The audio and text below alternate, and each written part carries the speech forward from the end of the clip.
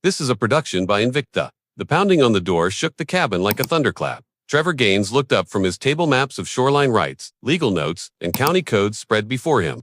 Across from him, South Carolina's Attorney General Roland Pike sipped coffee.com as ever. "You expecting company?" he asked. Trevor shook his head. Not a soul. But then came the voice. "Open up. Homeowners Association business."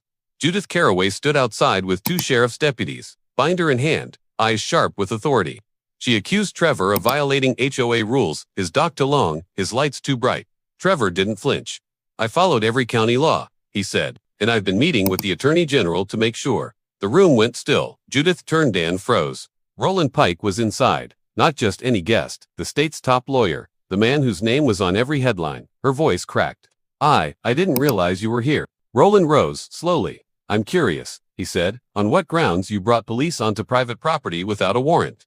The deputies shifted. This wasn't a routine call, it was a power play gone wrong. Judith tried to defend herself. "It's about standards." But Trevor cut through it. "Standards for some, not all." He pointed to the Johnsons' illegal dock, their string lights ignored for years. Then Callie Brenner stepped forward. She'd been fined for her kid's basketball hoop. Frank Dillman showed up with decades of petty fines. 4 grass too tall, 4 paint too bold. One by one, neighbors spoke. Their stories piled up like evidence. Intimidation disguised as rules. Roland didn't yell. He didn't need to. He filed a formal inquiry, held a press conference, called out selective enforcement as abuse of power. The community center filled the next meeting not with retirees, but with hundreds. Evelyn Parks wept as she described moving her late husband's porch swing. Frank called Judith's behavior a kingdom built on fear. When Sandra Kim, a board member, stood and demanded a vote of no confidence, the room erupted. Judith's gavel couldn't silence them. Her allies vanished. A week later, she resigned. No grand speech, just a binder left on Trevor's porch.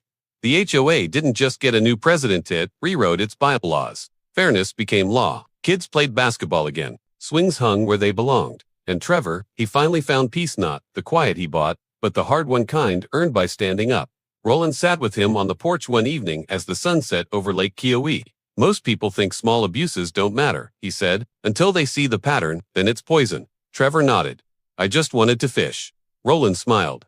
"Sometimes peace isn't given. It's fought for." The story spread. Local news, state media, even national outlets picked it up, not because of a dock or a light, but because it was human. One person refused to be silenced. Others found their voice. And when enough people speak, even the most powerful can fall.